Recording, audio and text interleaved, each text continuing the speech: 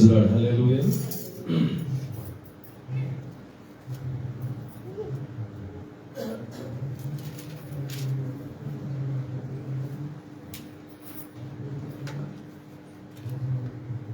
దేవుని నామానికి మహిమ కలుగును.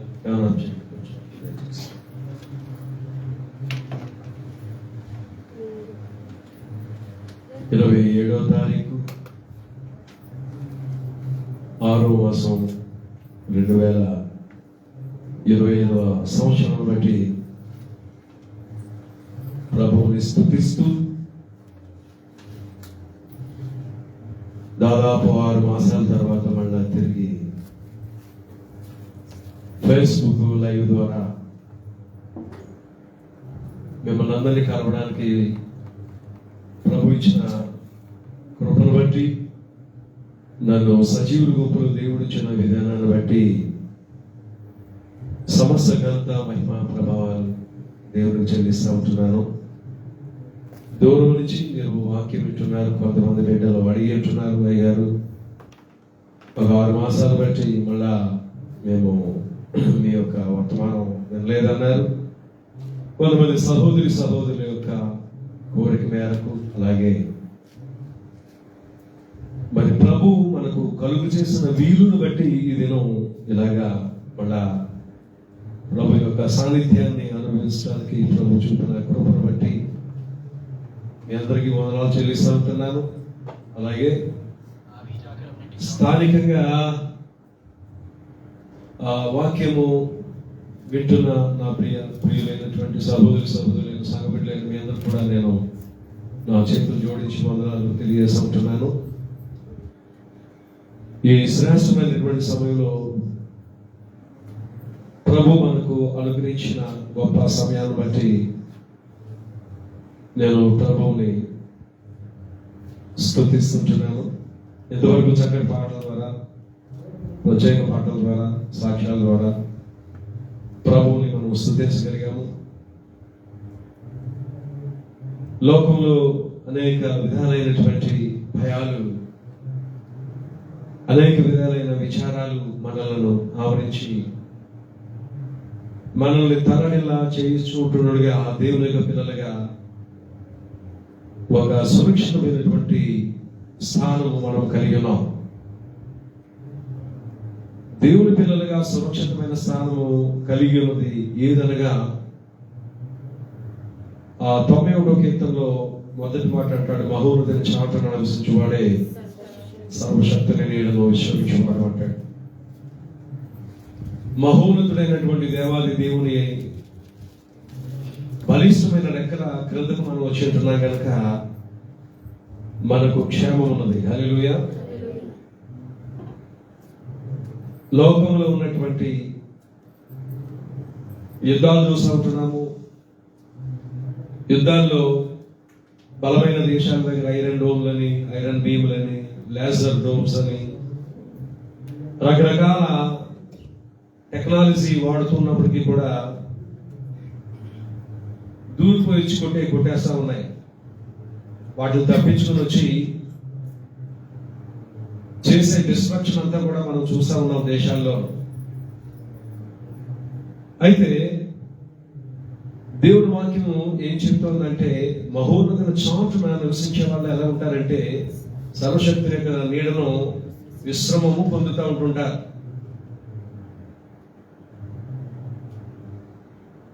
ఒక రెస్టారెంట్ ప్లేస్ ఆయన దయచేస్తాడు.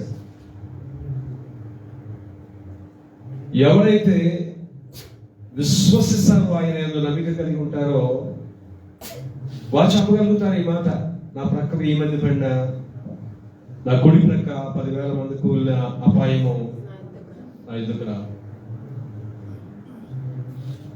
ఏ అపాయం కూడా మనల్ని ఏం చేయలేదంటే సమీపించలేదు, అస్తమాలు కలగకూడదు.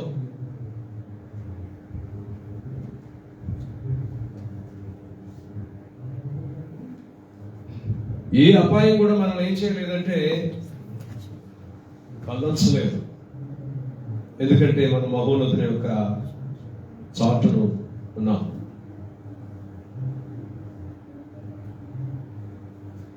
ఈ 27వ తారీఖు 6వ మాసం 2025 బట్టి ప్రభువును స్తుతిస్తూ, బెతెస్దా ఇండోర్ కోవిడ్ మినిస్ట్రీస్ బట్టి ప్రభువును స్తుతిస్తూ ఒక చిన్న ప్రార్థన చేసుకున్న తర్వాత ముందుకు వెళ్ళాలని ఆశపడతా ఉంటుంది. తనలో వచ్చిన దయచేసి. సర్వశక్తియు మిక్కిలి కనికరం కలిగిన తండ్రి, నీకు వందనాలు, స్తోత్రాలు. ఎన్నో శోకములు, ఎన్నో శోధనలు, ఎన్నో వ్యధలు, వేదనలు, బాధలు, శ్రమలు, సమస్యలు, మనోవేదనలు, విచారములు. కానీ మీరు నమ్మదగిన దేవుడు, మీరు ఆపత్కాలంలో నమ్ముకొనదగిన సహాయకుడు. మీ చాటునున్న వారికి గాలి తగలదు, మీ చాటునున్న వారికి బాణము తగలదు, మీ చాటునున్న వారికి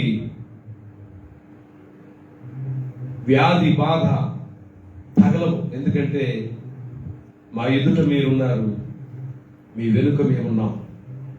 స్తోత్రాలు. ఈరోజు స్థానికంగా వాక్యం వింటున్న బిడ్డలను బట్టి, దూర తీర ప్రాంతాల నుంచి వాక్యం వింటున్న బిడ్డలను బట్టి, దాదాపు 6 మాసాల తర్వాత మళ్ళా తిరిగి ఈ ఫేస్బుక్ లైవ్ ద్వారా వాళ్ళందరినీ చూడడానికి, వారు నన్ను చూడడానికి, మా సంఘమును చూడడానికి, పరిచయం చూడడానికి, వాక్యం వినడానికి మీరు అనుగ్రహించిన కృపను బట్టి వందనాలు చెల్లిస్తున్నారు. ఆశ కలిగి ఎవరైతే అడిగి ఉన్నారో వారందరినీ వాక్యం చేత తృప్తిపరిచి, వారి హృదయాల్లో దాగి, వారి హృదయాల్లో నిక్షిప్తమైనటువంటి నిబిడాంధకారంగా ఉన్నటువంటి వేదనలు, దుఃఖములు, శోధనలు, విచారణలు కొట్టివేయమని కోరుతా ఉన్నాను. మీరు మాత్రమే నమ్మదగిన దేవుడు, మీరు మాత్రమే విమోచించగలిగిన వాడు, మీరు మాత్రమే విడిపించగలిగిన వాడు, మీరు మాత్రమే అప్పు చేర్చుకుని మక్కువతో మిక్కిలి సహాయం చేయగలిగినటువంటి వాడు. సహాయం చేయమని నిలిచినటువంటి వారి యొక్క హృదయములను ప్రభా నిర్మలంగా ఉంచి, వాక్యం వెళ్ళి అక్కడ నిలిచి అది మొక్కగా అంకురించి తరువాత అది వృక్షంగా పెరిగి శాఖోపశాఖలుగా విస్తరించి ఆ విశ్వాసాన్ని బట్టి వారి యొక్క జీవితాలు, కుటుంబాలు బహుఫలభరితంగా, ఫలవంతంగా ఉండడానికి కృప చూపమని యేసునామమున అడిగి మిక్కిలిగా ప్రార్థిస్తున్నాం తండ్రి, ఆమేన్. ప్రభునందు ప్రియులారా, ఈరోజు మొదటగా మనం 2 లేఖన భాగాలు చదువుకున్నాం. ఆ 2 లేఖన భాగాలు ఏంటి? మొదటిది లూకా 14వ అధ్యాయము. ప్రభునందు ప్రియులారా, లూకా శుభవార్త 14వ అధ్యాయము. లూకా 14వ అధ్యాయము 16 నుంచి మనము 24 వరకు చదువుకున్నాం. అందున్నటువంటి దేవుని యొక్క సందేశము ఒకసారి చదువుకొని ఈరోజు దేవుడు మనకు ఇవ్వబోతున్నటువంటి వాక్యంలోకి మనం వెళ్ళిపోదాం. ప్రభునందు ప్రియులారా, ఈ 14వ అధ్యాయంలో 16 నుంచి 24 వరకు మనం చూసినప్పుడు, 14వ అధ్యాయము లూకా 16 నుంచి 24. ఆయన అతను తిట్టలేదు. ఒక మనుషుడు గొప్ప విందు చేయించి అనేకులు పిలిచెను. విందు కాలమందు అతడు ఇప్పుడు సిద్ధమై ఉన్నది రండని పిలువబడిన వారితో చెప్పుటకు తన దాసుని పంపెను. అయితే వారందరూ ఏక మనస్సుతో నెపములు చెప్పసాగిరి. మొదటివాడు నేను ఒక పొలము కొని ఉన్నాను, అవశ్యంగా వెళ్ళి దాన్ని చూడవలెను, నన్ను క్షమింపవలెనని నిన్ను నేను వేడుకొనుచున్నాను. మరి ఒకడు నేను 5 జతల ఎడ్లను కొని ఉన్నాను, వాటిని పరీక్షింపవలెను, నన్ను క్షమింపవలెనని వేడుకొనుచున్నాను. మరి ఒకడు నేను ఒక స్త్రీని వివాహం చేసుకుని అందుచేత నేను రాలేదని.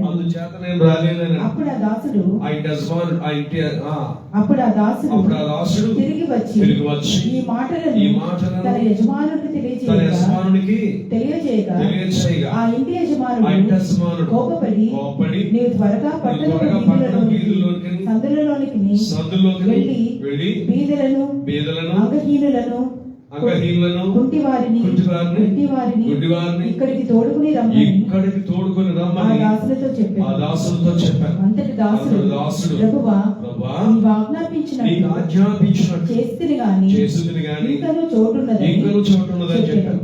అందుకు యజమానుడు నా ఇల్లు నిండునట్లు నిండునట్లు నీవు రాజమార్గములోనికి కంచెలలోనికి వెళ్ళి లోపలికి వచ్చుటకు అక్కడి వారిని బలవంతం చేయి. ఏలయనగా పిలువబడిన ఆ మనుషులలో ఒక్కడును నా విందు రుచి చూడని మీతో చెప్పుచున్నాను అనేను. దేవుని నామానికి మహిమ కలుగును గాక. హల్లెలూయా. ప్రభునందు ప్రియులారా, చక్కటి విందుతో ప్రారంభమైంది వేళ దేవుని యొక్క వాక్యం.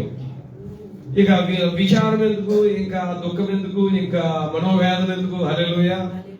టేబుల్ మీద మంచి విందు కనపడుతుంది అనుకో కదండి, మనం ఏమనుకుంటాము, ఒక అర్ధగంట లేట్ అయినా పర్లేదు, భోజనం అక్కడ ఉంది శుభ్రంగా కదా, భోజనం చేసి వెళదాము అని మనం అనుకోవచ్చు కదా. మీ కంటికి కనపడిన భోజనం ఇంకోటి దేవుడు సిద్ధం చేస్తా ఉన్నాడు. ఈ భోజనం చేయడానికి, ఈ భోజనం తీసుకోవడానికి మనం ఏం చేయాలంటే ఆసక్తి కలిగి మనం ఉండాలి. 4:4 మత్తయి చెప్తాడు, మనుషుడు రొట్టె వలన మాత్రం కాదు గాని దేవుని నోట నుండి వచ్చు ప్రతి మాట వలన మనుషుడు ఏమవుతాడు, జీవిస్తాడంటే బతుకుతాడు. కనుక ఆహారం ఎంతైనా ఎవ్రీ 4 hours ఆఫ్టర్ ఏం చేయాలి, మనం we have to keep something అనమాట. మనం పడేస్తూ ఉంటుండాలి. అది మిషనరీ. అన్ని మిషన్లకి రెస్ట్ ఉంటుంది కానీ ఆ మిషన్కి రెస్ట్ ఉండదు. అర్థమైందండి. లోకంలో ఏ మిషన్ అయినా ఆపకపోతే చెడిపోతాయి, పాడైపోతాయి. కానీ మిషన్ ఇదే చిత్రమో, పుట్టిన కాడి నుంచి ఆడు బయటకు వచ్చిన కాడి నుంచి ఆడు మళ్ళీ లోపలికి వెళ్ళిపోయేదాకా, ఏ లోపలికి కాఫిన్ బాక్స్ లోకి వెళ్ళిపోయే వరకు కూడా మా మా మా మా మా అని అంటానే ఉంటాడు. అది తిరుగుతానే ఉంటది. దేవుడేలండి అలాంటి మిషన్ కూడా మనకు పెట్టింది. దేవుని నామానికి మహిమ కలుగును గాక. ఎందుకంటే శక్తివంతులు కావాలని. అయితే కొందరైతే చాలా రెగ్యులర్ గాను, చాలా సిస్టమేటిక్ గాను, చాలా షెడ్యూల్డ్ వేసుకొని ఈ మధ్యన షుగర్లు వచ్చాయండి మాకు, ప్రతి 3 గంటలకు వేయాలండి, ప్రతి 2:30 గంటలకు వేయాలని కూడా తయారైపోయారు. ఆ రోజుల్లో పొద్దున్న తింటే సాయంకాలం ఎప్పుడో తినేవాళ్ళం. అందువల్ల ఆ తిండి మీద ఉండేది కదా. ఇప్పుడు అలా కాదండి. 6 గంటలకు తినాలంటే, 9 గంటలకు తినాలంటే, 12 గంటలకు తినాలంట, 3 గంటలకు తినాలంట, 6 గంటలకు తినాలంట, మళ్ళా పడుకునేటప్పుడు గ్లాసుడు పాలంట తాగాలంట. అర్థమైందా ప్రభునందులారా? నువ్వు తిండికే పుట్టే పెట్టరా అనిపిస్తుంది మనకి. అర్థమైందా? అలాగే ఉన్నవారు ఉన్నారు. ఇంకా కొంతమంది తమకు ఉన్నటువంటి డబ్బును బట్టి, పలుకు బట్టి బ్యాంకుల్లో మెయింటైన్ చేసేవాళ్ళు ఉన్నారు. ఒక 1/2 కిలో జీడిపప్పు అని, ఒక 1/2 కిలో బాదం పప్పు అని, ఒక 1/2 కిలో గన్నేరు పప్పు అని, ఇలా రకరకాలుగా. గన్నేరు పప్పు అంటే మళ్ళీ వేసుకొని చచ్చారు మళ్ళీ. అందుకని అసలే రకరకాల ఈ ఏంటంటే లోకంలో వివిధ రకాల వ్యాధులు వచ్చేసి పడిపోతున్నాయి క్రైస్తవులమే. కనుక ప్రభునందు ఊరగానే చెబుతా ఉన్నాను నేను. అయితే ప్రభునందు మంచి విందు భోజనంతో మనం ముందుకు పోతా ఉంటున్నాం కనుక ఒక యజమానుడు ఏం చేశాడంటే విందును తయారు చేసి తన దాసును పంపించి ఏం చేశాడంటే ఊళ్ళోకి పంపించాడు. ఊళ్ళోకి పంపించి ఏం చేశాడంటే ఇప్పుడు విందు సిద్ధంగా ఉన్నది. ఏంటి? ఇప్పుడు now ready, it's prepared, everything was ready.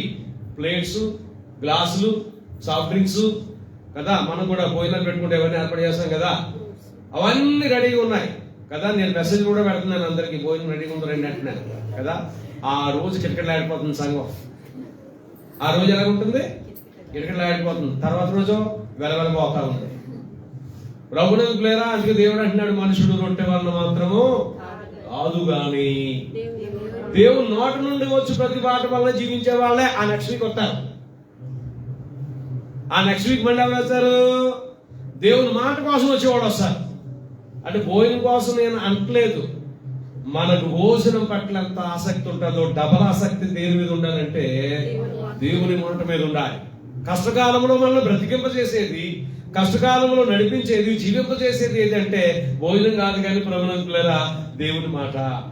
ఇక్కడ చెప్తే 3 టైప్ ఆఫ్ మనుషులు, 3 types ఆఫ్ పీపుల్ ఏం చెప్తున్నారంటే, అర్థమైందండి, వాళ్ళు రకరకాల ఆటంకాలు చెప్తా ఉన్నారు. మొదటోడు ఏమన్నాడు చెప్పండి? వీళ్ళందరిది ఒకే హృదయం లేండి, ఒకే హృదయం, ఏక మనస్సు అని ఉంది. ఏక మనస్సుతో నెప్పములు మోపసాగిరి కదా. అర్థమైందా? ఏం చెప్తున్నారు వాళ్ళు? మొదటేమన్నాడు? పొలం అన్నాడు. రెండవడేమన్నాడు? 5 జతలు ఎట్లు అన్నాడు. మూడేమన్నాడు? పెళ్లి చేసుకున్నాడు. మొదటోడు పొలం కొనానంటున్నాడు, రెండోవాడేమో ఇడ్లు కొనానంటున్నాడు, మూడోవాడు ఏమంటున్నాడంటే వివాహం చేసుకున్నాను. వీళ్ళందరిది ఒకటే మనసు. ఆ మనసు ఏంటో తెలుసా? They try to escaping to attend the feast. ఆ విందుకు వారు హాజరవడానికి ఏకంగా నెపం చెప్తున్నారు. సేమ్ మ్యాన్ కైండ్ కదా ఇప్పుడు కూడా ఉన్నది, సేమ్ హ్యూమన్ కైండ్ కదా, సేమే డిటో, ఏమి తక్కువ లేదు. ఒకడు గుడ్డలు దూతున్నాను అంటాడు, ఒకడు అన్నం వండుకుంటాను అంటున్నాడు, ఒకడు షాపింగ్కి వెళ్తాను అంటున్నాడు. ఏదేమైనా ఆ మనసే అలాగే దిగిపోయింది ఏళ్లలోనూ, ఏం తేడా లేదు, అదే మనసు. అయ్యగారు మేము షాపింగ్కి వెళ్ళాలి, అయ్యగారు మేము అక్కడికి వెళ్ళాలి, ఇక్కడికి వెళ్ళాలి, ఇది చేయాలి అది చేయాలంటారు. ఏంటి ఉండే 2 గంటల సమయంలో 3 గంటల సమయంలో లోకభారం అంతా కూడా వీళ్ళు మోస్తారు. లోకమునంతటినీ కూడా హృదయంలో పెట్టుకొని ఎక్కడికి వస్తామంటే మనం దేవుని యొక్క సన్నిధానానికి వస్తాం. కాస్త ఆలోచన చేయాలి. నువ్వు దేవుని మందిరానికి వెళుతున్నప్పుడు నీ ప్రవర్తనను జాగ్రత్తగా చూసుకోను. భక్తిహీనులు అర్పించినట్లు నీవు బలులు అర్పించుట కంటే సమీపించి ఆలకించుటే శ్రేష్టము. చెవిగలవాడు, మనసున్నవాడు, చెవున్నవాడు వినుడు కాక, మనసున్నవాడు నోరున్నవాడు మాట్లాడును కాక, ఏదైనా మాట్లాడును కాక. పనికి వచ్చేవే కాదు కానీ పనికి రానివి, పనికి మాలినవి కూడా మాట్లాడును కాక అన్నామా? కాదండి కదా. 10 మందిలో ఉన్నప్పుడు నోటి మీద ఏం వేసుకోవాలట? Keep finger on your mouth. When you are among the people, when you are midst of the people, you should shut your mouth. అది మీ నోరు, అది మనల్ని రక్షిస్తుంది. కనుక దేవుని యొక్క పిల్లలుగా చెవిగల వాడు వినుగాక. ముగ్గురిది ఒకటే భావం. ఈ రోజు కూడా ప్రజల్లో అదే భావము కలిగి ఉన్నారు. దేవుని సన్నిధి అంటే వారికి పెద్దగా ఆసక్తి ఉండదు. ఇంకా బుద్ధి చెప్పే వాక్యము, ఖండించి చెప్పే వాక్యము, సరిచేసే వాక్యం విన్నప్పుడు ఒక రకం చెవులు గల వాళ్ళు ఉన్నారని సామెతల గ్రంథంలోనూ రాయబడింది. పేతురు భక్తుడు చెప్పాడు. ఏ చెవులవి? అందరూ చెప్పాలి, నోరారా ప్రియమారా చెప్పండి. దురద చెవులు లేని వాళ్ళు చెయ్యండి. ఎవరైనా దురద చెవులు లేని వాళ్ళు ఎవరైనా ఉంటే, లేనోళ్ళు అంటేనే ఎత్తలేదు, ఉన్నోళ్ళు ఎత్తండి ఎత్తుకు రేటు. మీరు ఏమన్నారు? అప్పుడు ఎత్తరు మీరు. అర్థమైందా? లేని వాళ్ళకి ఎంత విధంగా సచ్చీలుగా ఉన్నాయి మీరున్నారో, ఉన్నప్పుడు కొన్ని ఎవరన్నా ఎత్తండి ఎత్తుతారా? ఎత్తరు. ప్రభునందు పిల్లేరా. అయితే మనందరికి ఉన్నాయి ఏంటి? దురద చెవులు. ఆసక్తికరమైన విషయాలు ఎవరైనా చెప్తుండండి. అల్లమ్మ మీద, పుల్లమ్మ, ఎంకన్న మీద ఇంకొకడు కదా, ఎంతో శ్రద్ధగా వింటాం కదా. సమయం వచ్చిన వాళ్ళు కనపడ్డాను, నువ్వు ఇదంటే కదా పెంటకి చెప్పాడు నీకోసమని చెప్తాం. మళ్ళీ వినదు విన్న చోట ఉండే ఉంచం. మనం ఏం చేస్తామంటే అగ్గెట్టారు వాళ్ళిద్దరికీ. అర్థమైందా? కనుక ఇట్టి మనస్సాక్షి అంతయు నశింప చేయబడును గాక. సమాధానపరచు వారు ధన్యులు, వారు దేవుని కుమారులు అనబడు. సరే, ముందుకెడదాం. వారు ముగ్గురు ఒకే రీతిలో కారణం చెప్పారు. ఆ విందు పరలోక రాజ్యానికి సాదృశ్యం. ఆ విందు పరలోక రాజ్యానికి సాదృశ్యం కదా. పరలోక రాజ్యానికి రమ్మన్నాడు దేవుడు. అందరం ఏం చెప్తున్నాం? మనం నెపములు మోపుతూ ఉన్నాం. మనం చర్చిగా అనుకుంటున్నాం, కానీ దీని ద్వారా మనల్ని ట్రైన్ అప్ చేసి దేవుడు పరలోకానికి, నిత్యత్వానికి పంపించడానికి ఏర్పాటు చేస్తున్న మార్గం అనే సంగతి మర్చిపోయాం. యేసుప్రభువు వారు చెప్పారు, నేనే మార్గమును అన్నారు. ఇక్కడికి వచ్చినప్పుడు ఏమవుతుందంటే ఆ మార్గంలోకి నడిపించి సత్యమైన వాక్యాన్ని మీకు అందింపచేసి ఆ నిత్యంలోకి పంపిస్తాడు. ఆ జీవమును ఆయన మనకు అనుగ్రహిస్తాడు. అయితే ప్రభునందు పిల్లలు మనమేమనుకుంటామంటే గుడికి ఉన్నాం అనుకుంటున్నాం, కానీ నిత్యత్వానికి మార్గాన్ని వేసుకుంటున్నామని అనుకోలేకపోతున్నాం. ఒక ధనవంతుల దేశంలోనట ఒక ధనవంతుడైనటువంటి యజమానుడు ఒక గ్రేట్ ఫీస్ట్ ని ఆయన అరేంజ్ చేసి తన కుమార్తెను పిలిచేటట్టు, టీనేజర్ అయినటువంటి కుమార్తెను పిలిచి, అమ్మా నువ్వు వీధిలో వెళ్ళిపో, మన యొక్క ఆ టౌన్ అంతా వెళ్ళి, అర్థమైందా, నా దగ్గర మెగాఫోన్ ఉంది, ఆ మెగాఫోన్ తో నువ్వు చెప్పాలి. ఏం చెప్పాలో తెలుసా? మా తండ్రి గారు ఒక గొప్ప విందు ఏర్పాటు చేశాడు. 3 ఎడ్లను 4 ఎడ్లను వధించి, ఒక 4-5 గొర్రెలను వధించి గొప్ప, he has arranged a great feast అందరికీ చెప్పు. ఆయన ఏర్పాటు చేశాడు గ్రేట్ ఫీస్ట్. అందరూ ప్లీజ్ కమ్ అండ్ జాయిన్ అసలు రండి, మాతో మీరు ఆ పాల్గొని ఈ యొక్క విందుని మీరు తిని గొప్పగా సంతోషించండి. This is a great day, this is a great time అని వాళ్ళందరికీ చెప్పు. Call for everybody. అర్థమైందా? అందరూ వినాలి, నీ స్వరం రావాలి. చాలా మంది తినడానికి 1000 above తినడానికి ఇక్కడ నేను రెడీ చేయిస్తున్నాను, పని వాళ్ళు పెట్టని కబురు పంపించాట. కబురు పంపిస్తే ఈ కుమార్తె మెగాఫోన్ తీసుకొని తెలివైన కుమార్తె, షీఈస్ వెరీ జీనియస్ డాక్టర్. అర్థమైందా? వెళ్ళి చెప్తుందట, my dear brothers and sisters, my dear uncles, my dear everybody please listen to me. వినండి, మా ఇల్లు కాలిపోతుంది. ఏమవుతుంది? మా ఇల్లు కాలిపోతుంది. దయచేసి రక్షించడానికి రమ్మని మా ఫాదర్ నాతో చెప్పాడు. అందువల్ల నేను ఈ యొక్క మెగాఫోన్ లో మీకు నేను చెప్తా ఉన్నాను, మా ఇల్లు తగలబడిపోతుంది, మా ఇల్లు కాలిపోతుంది, దయచేసి ఆర్పడానికి రండి, సహాయం చేయడానికి రండి అని అన్ని వీధులు తిరుగుతుంది, మార్కెట్ అంతా తిరుగుతుంది, ఓ అరుస్తుంది మెగాఫోన్ లో. ఉదయం మొదలుకొని 11:30 ఫీస్ట్ టైం వరకు, లంచ్ టైం వరకు కూడా తాను ప్రకటిస్తూనే ఉంది. అర్థమైందండి? వాళ్ళు ఇల్లు ఆర్పడానికి ఒక్కడు కూడా రాలేదంట. వాళ్ళ ఇల్లు ఆర్పడానికి ఒక్కరు కూడా రాలేదట. ఇంటికి వచ్చేసాడట, పాప కూర్చున్నట. నానా చెప్పేసావరా అన్నదట. డాడీ ప్రకటించేశాను డాడీ అన్నదట. ఇదేంటమ్మా ఒక్కడు రాలేదు అన్నదట. ఇదేంటమ్మా ఒక్కరు కూడా రాలేదు అన్నది. ఏం చెప్పామమ్మా అన్నదట వాళ్ళ తండ్రి గారు. లంచ్ టైం అయిపోతుంది, 1, 2, 3 అయిపోతుంది. అర్థమైందా? అప్పుడు ఆ పాప చెప్తుందట, డాడీ మనము ఈ పొజిషన్ లో ఉన్నప్పుడు తినడానికి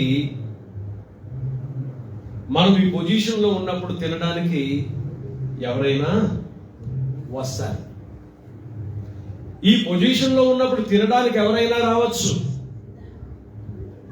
మన పొజిషన్ బాగోలేనప్పుడు, మన స్థితి బాగోలేనప్పుడు, మనము వేదనలో ఉన్నప్పుడు, దుఃఖంలో ఉన్నప్పుడు, మన ఇద్దరమే ఉన్నాము. మీకు నేను, నాకు మీరు, ఈ ఇంట్లో అనేక సంవత్సరాల బట్టి మీ బంధువులు ఉన్నారు, మీ నియర్ అండ్ డియర్ ఉన్నారు. ఎవరు కూడా మనల్ని చూడడానికి కానీ పలకరించడానికి కానీ రావడం లేదు. వాళ్ళ ప్రేమను మనకు చూపడం లేదు. పండుగల్లో కానీ పబ్బాల్లో కానీ అట్లీస్ట్ వాళ్ళు వచ్చి మనల్ని విజిట్ చేయట్లేదు. ఎలాంటి ప్రజలు ఉన్నారు. అందువల్లే మీరు చెప్పినట్టు నేను చేయలేదు. కానీ మా ఇల్లు కాలిపోతుంది, ఎవరైనా వచ్చి కాపాడండి అనే చెప్పాను నేను. మా ఇల్లు తగలబడిపోతుంది, ఎవరైనా వచ్చి కాపాడండి అనే చెప్పాను. ఎవరైనా వచ్చారా నీ ఇంటికి నిన్ను కాపాడడానికి, నన్ను కాపాడడానికి, మన ఇల్లుని రక్షించడానికి అని అడిగితే బిడ్డను కౌగిలించుకొని ఏడుస్తున్నాడు తండ్రి. బిడ్డను కౌగిలించుకొని ఏడుస్తా ఉన్నాడు తండ్రి. అమ్మా నువ్వు ఆ విధంగా ఆలోచన చేశావా? నేనైతే ఇదంతా వృధా చేశాను. అయితే నువ్వు నిజాయితీగా ఆలోచన చేశావు. చూసావా? నువ్వు నిజాయితీగా ప్రకటించినప్పుడు ఒక్కరు కూడా నీ ఇల్లు కాలిపోతుందా అని చూడడానికైనా కూడా ఎవరు రాలేదు. నువ్వు వ్యాధిలో ఉన్నప్పుడు చూడటానికి రాలేదు, నువ్వు బాధలో ఉన్నప్పుడు చూడటానికి రాలేదు. మన ఇల్లు కాలిపోతుందని నువ్వు చెప్పినప్పటికీ కూడా మన బంధువులు కూడా కనీసం వచ్చి ఏం చేయలేదంటే మనల్ని పరామర్శించడానికైనా రాలేదు. కనుక ఈ విందు వీళ్ళకంటే కూడా ఎవరికి బెస్ట్ అంటే బెగ్గర్స్ ఉంటారు మార్కెట్ లో, వాళ్లకు బెస్ట్. ఎక్కించండి, వాహనాలు ఎక్కించండి అన్నాడట. తీసుకుని వెళ్ళి ఎక్కడెక్కడైతే బెగ్గర్స్ ఉంటారో, ఎక్కడెక్కడైతే తిరిగి సహాయం చేయలేనటువంటి వారు, అదేనా తిరిగి సహాయం చేయలేనటువంటి వారు, ఎవరైతే ఇవ్వలేరో వెనక్కి, who cannot afford to give something to back, ఎవరైతే ఇవ్వలేరో, హూ కాంట్ బ్యాక్, ఎవరైతే పెట్టలేరో అటు వారందరి దగ్గరికి వెళ్ళి ఆయన ఏం చేశాడంటే అందరి కడుపు నిండా ఏం చేస్తాడంటే, తినండి, ఇది మీ కొరకు చేయబడిన విందు. ప్రభువుల వారు కూడా అలాగే చెప్తా ఉన్నారు. ఈ మధ్యాహ్న కాల సమయంలో వాక్యం వింటున్నటువంటి మనం, ఆయన పరలోక రాజ్యాన్ని సిద్ధం చేశాడు. మరి పరలోక రాజ్యంలోకి చేరేదెవరో? యేసు ప్రభువుల వారు మాట చెప్పారు, శాస్త్రుల నీతి కంటేను పరిసయ్యుల నీతి కంటేను మీ నీతి అధికంగా లేకపోతే you cannot enter in to the kingdom of God. You can't. మీ యొక్క నీతి, if your righteousness is not like a Pharisee people, Pharisees, శాస్త్రుల కంటే, శాస్త్రులు అంటే ఎవరు? who know కదా, who know well known scriptures. దేవుని యొక్క వాక్యం బాగా ఎరిగాడు. కొంతమంది చెప్తారు కదా, మనం ఎలా చెప్పకుండా టక్కని జరిగిపోతుంటుంటారు. మనం ఎలా చెప్పేటప్పటికి ఎలా తీసేసి ఏం చేస్తారో తెలుసా? అమ్మోయ్ ఎవరైనా కోపడకండి, ఎలా చెప్తున్నాను చదవండి, మళ్ళీ మన చదవడం మానేశారు అంటే అలా కాదు, చదివిందంతాను గ్రహిస్తున్నావు అన్నాడు కదా ఫిలిప్పు. ఎవరితో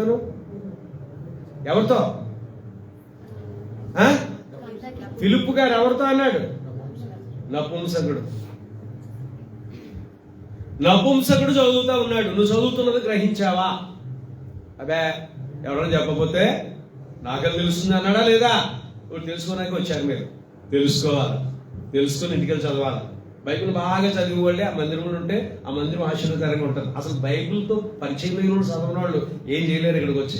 బైబిల్ బాగా తెలిస్తే, పరిశుద్ధ గ్రంథం బాగా తెలిస్తే, అది ఎవరు రాయించారో తెలుస్తుంది. ఆ దేవుడి యొక్క అక్కడ ఆలోచనలన్నీ వారు మందిరంలో ఏం చేయగలుగుతారు? నెరవేర్చగలుగుతారు. అది బైబిలే సరిగ్గా తెలియనప్పుడు ఏం చేయలేరు వాళ్ళు. మనం అనుకుంటాం వాళ్ళు ఏం చేయట్లేదు దేవుని కొరకు, వీళ్ళు ఏం చేయట్లేదు, because they don't know about Bible and scriptures, and also they don't know anything about who inspired to right it.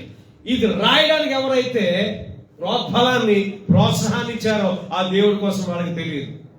ఇంకా వాళ్ళు ఏం చేస్తారు? ఇది ఏం చేయలేరు. వాళ్ళు ఏదైనా మందిరంలో చేయగలగాలంటే they have to know first of all Bible, about the God.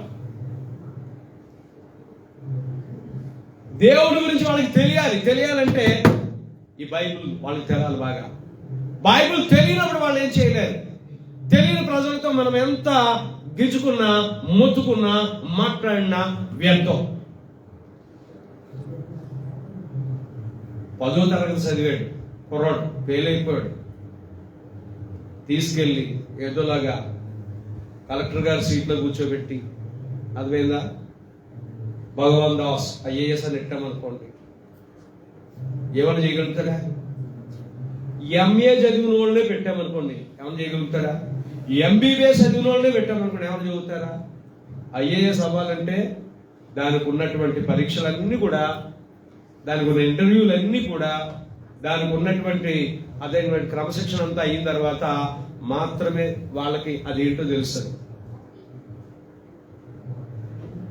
ఆ యొక్క ఇండియన్ అడ్మినిస్ట్రేషన్ సర్వీసెస్ అంతా వాళ్ళకి తెలుసుంటేనే ఏమన్నా చేయగలుగుతారా? చేయలేరు. బైబిల్ గురించి మనకి తెలిస్తే మనకి చర్చ్ అడ్మినిస్ట్రేషన్ కోసము తెలుస్తుంది. బైబిల్ బాగా తెలిస్తే తెలుస్తుంది.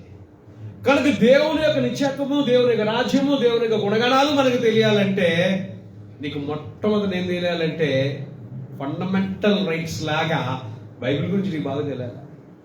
నీకు బాగా తెలిస్తే దేవుని నామానికి మహిమ కలుగును గాక. నీవు నిండుకుండవే. ఎప్పుడు కూడా ఎలా ఉంటావో తెలుసా? నిండుకుండా ఎలా ఉంటుంది చెప్పండి. మనలో చాలా మంది బిడ్డలకి బాగా తెలుసు నాకంటే, కానీ వారు ఎప్పుడు నిండుకుండలాగా ఉండడానికి చాలా సంతోషంగా ఉంటారు. నాకంటే ఎక్కువ తెలుసు, నాకంటే బాగా తెలుసు, కానీ వారు ఆ విధంగా ఉండడమే వారికి ఆశీర్వాదం, దీవెన. They know everything more than me, better than me, but they always keep quiet and listen very carefully like a children, like a convent children. Amen. ఇదేంటో తెలుసా? తగ్గింపు. ఇదేంటో తెలుసా? వినయం. ఇదేంటో విధేయత. వారికి తెలుసున్నా తెలియనట్లుగా. దేవుని యొక్క పిల్లలుగా దీన్ని దేవుడు మన నుండి కోరుతూ ఉంటుంటాడు. అందుకని అన్నాడు, నువ్వు నా మందిరానికి వచ్చినప్పుడు నువ్వు అణిగిమణి ఉండు అంటున్నాడు. కనుక ప్రభునందు ప్రియులారా, ఈరోజు మనం దేవుని యొక్క చిత్తాన్ని ఎరగవలసిన వారంగా ఉంటున్నాం. ఒక చక్కటి విందును ఏర్పాటు చేశాడు. ఒక చక్కటి విందును దేవుడు ఏర్పాటు చేశాడు. అది మెట్టుకు పరలోక రాజ్యం అని నేను మీకు తెలియజేస్తున్నాను.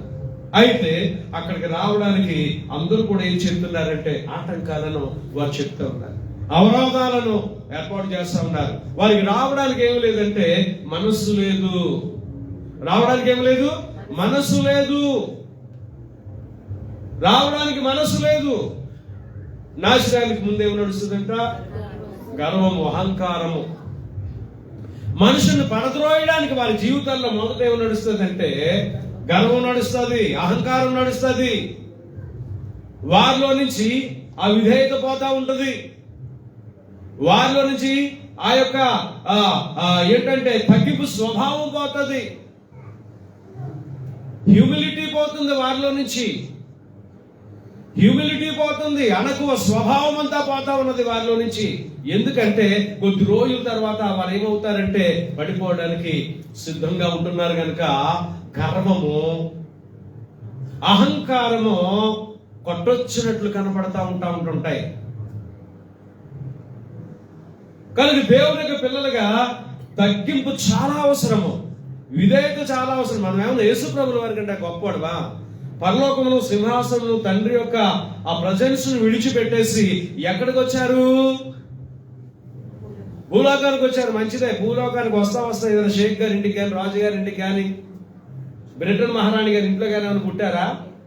పుట్టింది అక్కడ పశువుల పాకలో. చుట్టూ ఏ వాసన? ఏమైనా బకూరు వాసన, సెంటు వాసన, అత్తర వాసన అలాంటివి ఏమైనా ఉన్నాయండి? చెప్పండి. పాపం ఒక చదువుకున్న మంచి కోడలట, ఒక కోడలు ఇంటికి వెళ్ళిందంట పల్లెటూరు. అత్తగారు చెప్పిందంట, మరి అక్కడ తప్పు, పాడి పెంట అవన్నీ ఉంటాయి. అమ్మా మేము పొలంలోకి వెళ్తున్నాం, వచ్చేటప్పటికి నువ్వు అదిపోయిందా పేడ ఉంటుంది దొడ్లో, పేడంతా చేసేసి ఆ చెట్లకి పిడకలేసే అన్నదంట. తనకు తెలియదు ఎలా చేయాలన్నదంట. ఏమీ లేదమ్మా, నువ్వు అందరికి ఎక్కి అటు ఇటు తొక్కేసి 2 కాళ్ళతోనూ ఇంత ముద్దలు చేసి అరిసెలు చేస్తారు కదా, అట్లా వేస్తారు కదా, అలా కొట్టే అన్నదంట. ఆ బిడ్డ, చదువుకున్న బిడ్డ, అత్తగారి మాటకు ఆధారలేకపోయింది. మరి పల్లెటూరు ఇంటికి వచ్చినప్పుడు తప్పనిసరిగా కార్యాలు అలాంటి చేయక తప్పో. నేను చెయ్యను, నేను కలెక్టర్ గారు కూతుర్ని, డాక్టర్ గారు కూతుర్ని, ఇంజనీర్ గారు కూతుర్ని అన్నాకు కుదరదు ఆ రోజుల్లో. ఇప్పుడైతే పెళ్లి రోజునే మంచం కొంచెం చెల్లిపోయి గెట్అవుట్ ఫ్రమ్ ఇయర్ అంటున్నారు అనుకోండి అత్త మామలు. ఎందుకు వెళ్తుంది నేర్పించడం లేము, వాళ్ళతో బాధపడలేము. పొరపాటున అత్తగారు ఏదైనా చెప్పడానికి వండిందనుకో, మీ అమ్మను ఉంచుతుందా చంపేస్తుందా అంటారు కోళ్ళు. అర్థమైందా?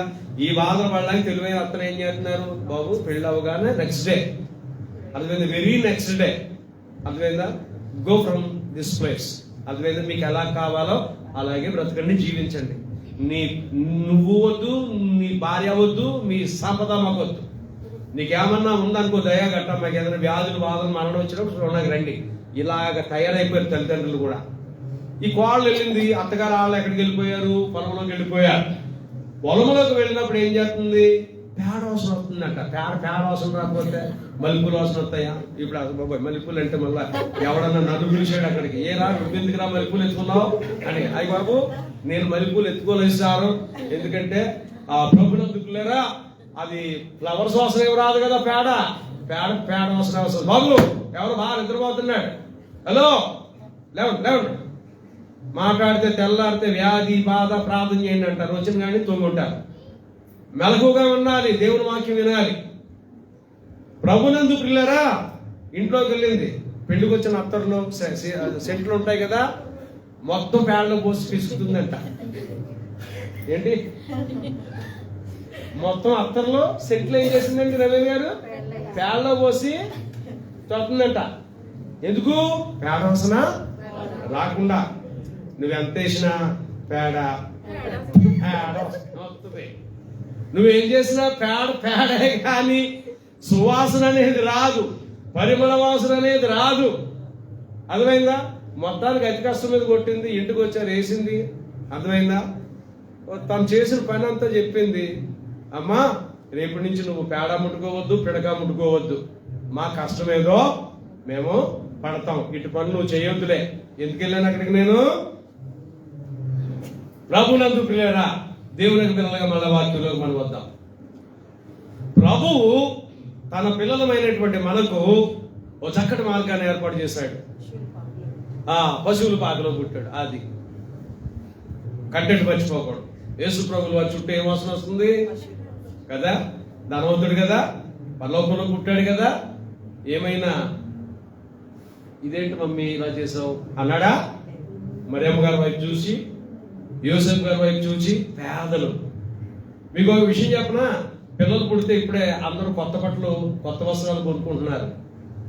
అదేందా, ఆమె దగ్గర పాత వస్త్రాలు ఉన్నాయి, ధరించేసి ఇంకా పాడేయకుండా అలా పెట్టుకొని కూర్చుంది. గర్భిణి అయిన కాడి నుంచి, గర్భిణీగా ఉన్నాను, నాకు బట్టలు ఎవరిస్తారని చెప్పేసి పేద పిల్ల మరియమ్మ గారు ఆ బట్టలతోనే, అర్థమైందండి, ఆ బిడ్డని, అర్థమైందా, దాచింది, కాచింది, కాపాడుకుంది. మరి ఆ సింహాసనాన్ని విడిచిపెట్టేశాడు, సింహాసనాన్ని విడిచిపెట్టేశాడు, సిలువను ఎన్నుకున్నాడు. కిరీటాన్ని విడిచిపెట్టేశాడు, ముండ్ల కిరీటాన్ని తీసుకున్నాడు. తండ్రి సన్నిధిని విడిచిపెట్టేశాడు, పశువుల యొక్క సహవాసం దగ్గర ఉన్నాడు. ప్రతిదీ, ఎవ్రీథింగ్ హీ లెఫ్ట్, ఆయన విడిచిపెట్టేశాడు. నేను దీనికి ఐ డిజర్వ్డ్ ఫర్ ఇట్ అనుకోవట్లేదు, నేను దీని కొరకు నేను అర్హుడు అనుకోవట్లేదు. Lord, I have to do your will first. నీ యొక్క చిత్తాన్ని నా జీవితంలో జరిగించడమే ప్రాముఖ్యం. అందుకనే ఆయన తగ్గింపు స్వభావంలో ఉన్నాడు. కనుక దేవుని యొక్క పిల్లలుగా తగ్గింపు స్వభావం మనకు చాలా ఆశీర్వాదం. ఒబీడియన్స్ అనేది ఎల్లప్పుడూ కూడా మనకి ఏమిస్తుందంటే ఆశీర్వాదాలు ఇస్తానే ఉంటుంది, ఆశీర్వాదాలు ఇస్తానే ఉంటుంది. కనుక ఎవరు రాలేదు, ఎవరు కూడా ఆ యొక్క ఆహ్వానాన్ని మన్నించలేదు, తిరస్కరించారు. అప్పుడు దేవుడు చెప్పాడు, ఇప్పుడు వెళ్ళు. ఎక్కడికి వెళ్తావో తెలుసా? ఎక్కడికి వెళ్తావో తెలుసా? అనర్హులు ఉంటారు, అనర్హులు ఉంటారు, పిలిచిన వారు కాదు, ఏర్పాటు చేయబడిన వారు కాదు, కానీ అనర్హులు ఉంటారు. అట్టి వారితో నా రాజ్యాన్ని ఏం చేయాలి? నువ్వు నింపాలి. అందుకనే దేవుడు ధనవంతుల దగ్గర నుంచి, ఆయన పుట్టిన స్థలాల నుంచి విడిచిపెట్టేసి ఏం చేశాడండి యేసు ప్రభు? అర్థమైందండి, ఆధిక్యత లేనటువంటి వారి దగ్గరికి వెళ్ళి సువార్తను అందించి, మీ కొరకు, మా కొరకు, మన కొరకు ఏం చేశాడంటే ఆ సువార్తను దాచి ఆ నిత్య రాజ్యాన్ని మన కొరకు ఓపెన్ ఓపెన్ ఓపెన్ డోర్ లాగా అలా పెట్టుంచాడు.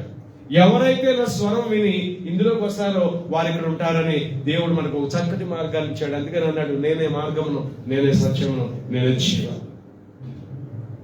మనం చర్చకు వస్తున్నాం అనుకోకూడదు, దేవుని రాజ్యానికి వెళ్ళడానికి మార్గం మనం తెలుసుకుంటున్నాం, లేదా మార్గం వేసుకుంటున్నాం. కనుక ప్రభుత్వ మొదటి లేఖన భాగం మనకి ఏమి నేర్పుతుందంటే, నెపములు ఆపేద్దాం, దేవుని సన్నిధిని ప్రియంగా ఎంచుకుందాం. రెండవ లేఖన భాగాన్ని మనం చూసినప్పుడు ప్రభుత్వ ఏం చదువుకున్నామంటే, మొదటి యోహాను పత్రిక 3వ అధ్యాయము చదవండి. సహోదరులారా, లోకము మిమ్మల్ని ద్వేషించిన యెడల ఆశ్చర్యపడకుడి, మనం సహోదరులను ప్రేమించుచున్నాము గనుక మరణంలో నుండి ఎక్కడికి వెళ్ళిపోయినాము? జీవంలోకి వెళ్ళిపోయినాం. ఎరుగుదుము. ప్రేమ లేని వాడు మరణంలో నిలిచి ఉన్నాడు. తన సహోదరుని చూసి ద్వేషించువాడు నరహంతకుడు. ఏ నరహంతకుని యందును నిత్య జీవం ఉన్నదని మీరు ఎరుగుదురు. ఆయన మన నిమిత్తము తన ప్రాణము పెట్టెను గనుక దీని వలన ప్రేమ ఎట్టిదని తెలుసుకొచ్చున్నాం. మనము కూడా సహోదరు నిమిత్తము మన ప్రాణములను పెట్ట బద్దులమై ఉన్నాం. ఈ లోకపు జీవనోపాధి గలవాడై ఉండి తన సహోదరికి లేమి కలుగుట చూచి అతని ఎడల ఎంత మాత్రమును కనికరం చూపని వాని యందు దేవుని ప్రేమ ఎలాగు నిలుచును? చిన్నపిల్లలారా, మాటతోనూ నాలుగుతోనూ కాక క్రియతోనూ సత్యముతోనూ ప్రేమించాలి. మరొక మాట దేవుడు సెలవిస్తా ఉన్నాడు. మొదటి దాంట్లో మనం నేర్చుకున్నది మాటకు అర్థం ఏమిటంటే, ప్రభునంతులారా చెప్పండి, ఏంటండి? నెపములు చెప్పకండి, దేవుని సన్నిధిని వెతకండి, ప్రేమించండి. దేవుని సన్నిధి ద్వారా మీరు అద్భుతమైనటువంటి ఆ జీవన విధానాన్ని మీరు పొందగలుగుతారు.